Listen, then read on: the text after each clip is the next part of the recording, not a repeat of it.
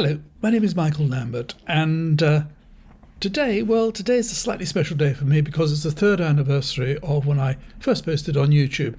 And to celebrate this occasion, I'd like this week to offer any new subscribers a bottle of champagne each. I said I'd like to, but unfortunately I haven't got any money, so I can't. But I will be most grateful if you haven't already subscribed and if you do so. I'm trying to get that gold plaque they give you, YouTube give you when you get to a million subscribers, and I just need another 960,000, and so any contribution, any subscription would be most appreciated. Now I want to talk a little bit this week about the present ongoing political chaos in this country, and where I think things are leading. But before I do that, I just want to say something very briefly about Bangkok, because if you've been kind enough to watch my videos in the last few weeks, you'll know I've been visiting my son in Bangkok. And Thailand is one of the countries that we hope to do business with. We've left the EU. Now Thailand is a sort of country that we want to start doing business with. I went there I'd never visited before. I went there with certain preconceived ideas. I thought it would probably be a rather poor country. I thought it would be a bit scruffy, and I thought it would be a bit run down, and I thought there'd be a lot of evidence of the sex trade and so on, and I really wasn't expecting very much, despite the fact that my son had been telling me ever since he'd been there what a wonderful place it was. And I must say I was absolutely astonished. I mean, it's an amazing city. It's a city of 10 million people. It's a city full of hundreds and hundreds and hundreds of modern skyscrapers, new buildings everywhere, so much development going on, huge shopping centres with every brand in the world you could think of, hotels, restaurants, bars. You can eat in Michelin restaurants. You can eat on street food, fantastic street food, costing next to nothing. A great MTR system. Really, I was quite surprised and shocked at what an amazing place it is. Of course, there are plenty of poor areas. There are plenty of very scruffy areas in the centre of Bangkok and all over Bangkok, and I'm sure out in the countryside there are probably a lot of people who are living in poverty. But the general trend of the country appears to be upward, and no doubt in due course, as happened in China, as happened in many other countries, as the country gets richer, all these people will be pulled out of poverty over time. I also found the people were extremely nice, extremely polite and courteous and friendly, and I got the sense, and I think this is something which is really important, which I've mentioned before, that it doesn't matter if you're an individual, a sportsman, or if you're part of a team, or if you're a company, or if you're an organisation, or if you're a nation. One thing that is really, really important is confidence.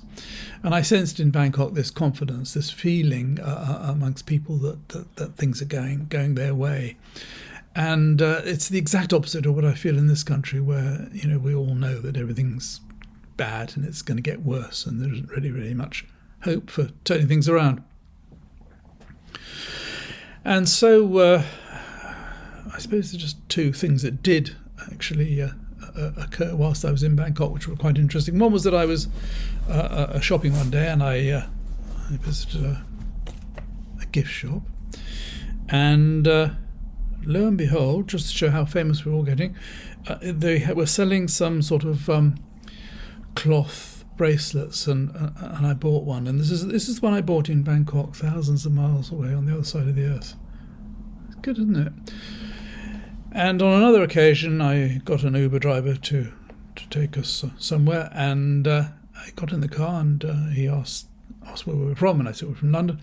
And he immediately started off telling me what a terrible place the UK was, and how it's gone to the dogs, and how crime is out of control, and how there's stabbings and shootings and shoplifting. And he didn't stop until we got to the end of the journey.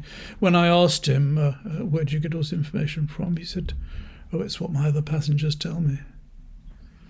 So I think I was a bit disappointed in that. But anyway, I'm back now, and it's good to know. It's good to know that we've turned the corner. That the plan is working. not sure quite what plan, but it's working. It's great. I'm not sure whether recession is part of the plan or not, but either way, it looks as though everything's going okay. And I've seen a lot of, I've been watching the news, obviously, whilst I've been away, and I've seen the news since I've come back, and I've seen Sunak being interviewed.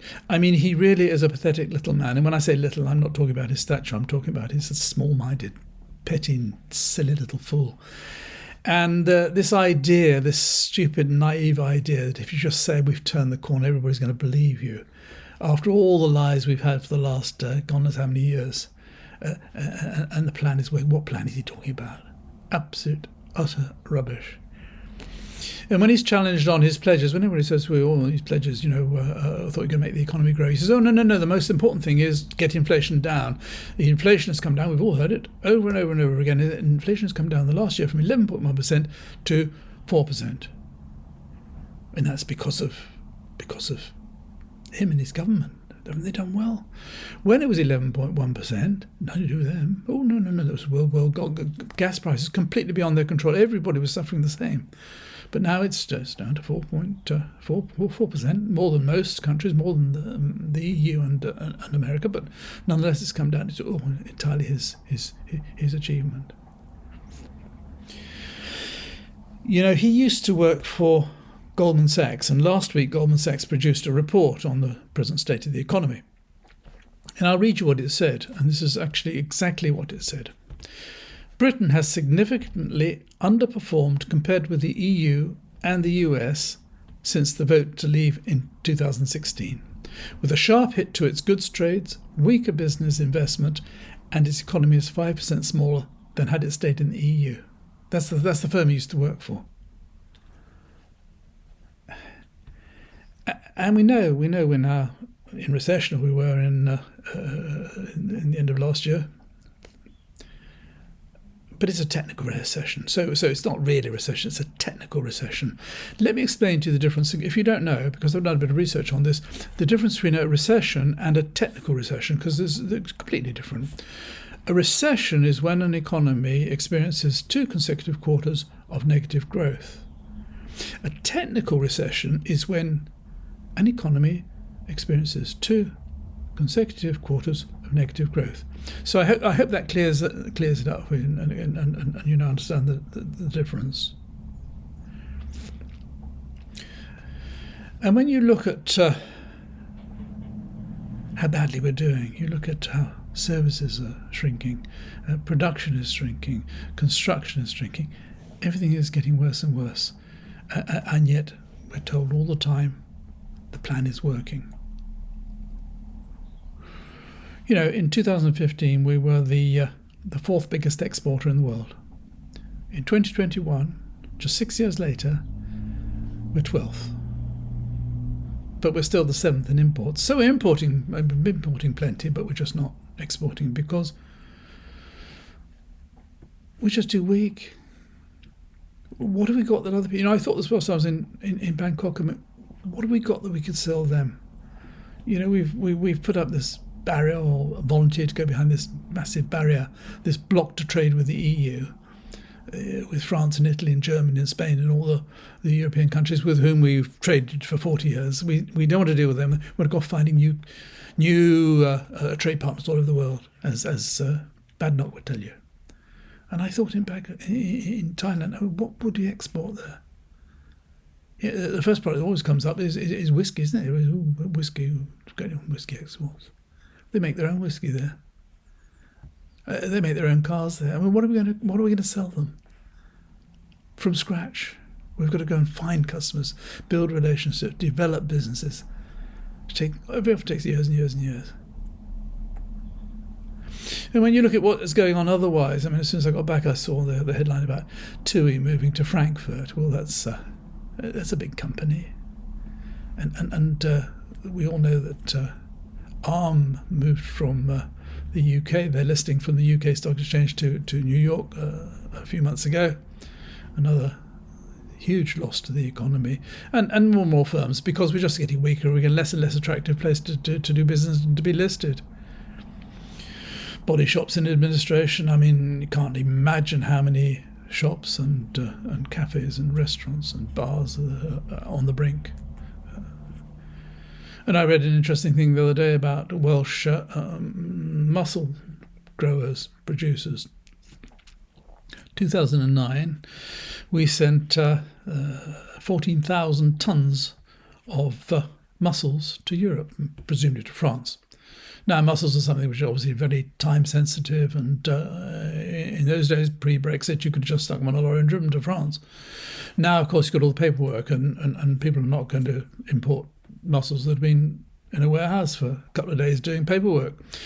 And so Welsh mussel exports have decreased from 14,000 tonnes in 2009 to just 5 tonnes in 2022. And it's our productivity that's so low as well. We already have very poor productivity, and as the Resolution Foundation pointed out when the GDP figures came out last week, it's GDP per capita that matters, and ours is falling throughout 2023. Despite having started at a low level, our productivity fell by 7%. It hasn't grown since the beginning of 2022. And we've gone the longest run of falls or stagnation since 1955, according to them. But it's not all bad news, because British Gas is doing really, really, really well. If you're a shareholder of British Gas, I mean, your profits went up from 70 million the year before last to 751 million last year. I mean, that's terrific. Lots of bonuses there. Lots of shareholders there can buy more shares with all that money. And so, as I list every week, you look at the state of the country. You look at much of which is as a result of the neglect, whilst politicians, Sunak and co, have been obsessing about little boats. But you look at the chaos in the NHS. 7 million on the waiting list, and there are now 9 million economically unproductive people in the UK. Well, no wonder we're not very productive. No wonder we've got a recession.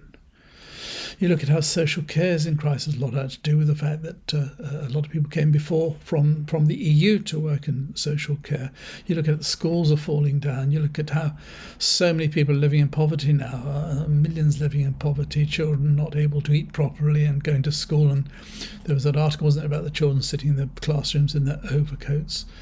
You look at the legal system, the courts, 65,000 people waiting for court cases. God knows how long they're going to wait before they're ever cleared up. You look at the prisons. There was a report last week of the prisons overcrowding, and there's violence in prisons now. No chance of actually rehabilitating anybody because they're all banged up 4 to a cell for 23 hours a day. You look at the immigration system, the mess that is in, and the little progress we're making. And you look at the military. I mean, even the military, America started shooting at Houthis, and so we obviously, as always, said, we'll come along and give you a hand. And so we offered them to send our 2 aircraft carriers, didn't we? 3 billion each these cost. First one went out and broke down. The second one wasn't ready. Apparently, they're only available part of the year because they need a whole fleet of support vessels and so on. And you think of all the firms that are in trouble, firms that are on the verge of bankruptcy, firms that are struggling. You think of all the individuals who've borrowed and now can't pay back their borrowings and are worried about their mortgages, worried about their debts, and so on. And the whole country is in a complete and utter mess.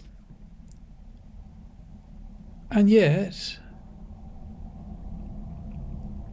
we've got this little twerp going around telling us the plan is working. Heaven help us. I mean, what sort of plan delivers a country into this mess in such a short space of time?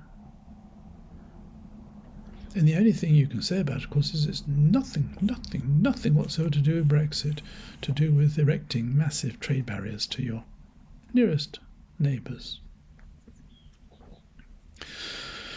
And so we had the by-elections this week, didn't we? And the Tories got well into trounced, as everybody expected. And I think this is quite interesting. Clearly, a lot of Tory voters just didn't turn out. But what is more interesting is that Reform did quite well. Reform UK, that's the party led by Isabella Oakeshot's bloke, what's he called, Richard Tice, and Ben Habib, the gentleman from Pakistan, who's very sort of la-di-da and rather pretentious. Yes, they did quite well. They got 11% in one by-election and got 13% of the votes in the other. And I think that should worry Sunak more than anything.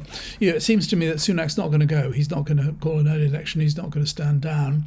Letters apparently already going in. I think Andrea Jenkins was saying that she'd written to complain and to ask for there to be an election to get rid of Sunak. I think, as far as the Tories are concerned, they've got a big problem as much as that.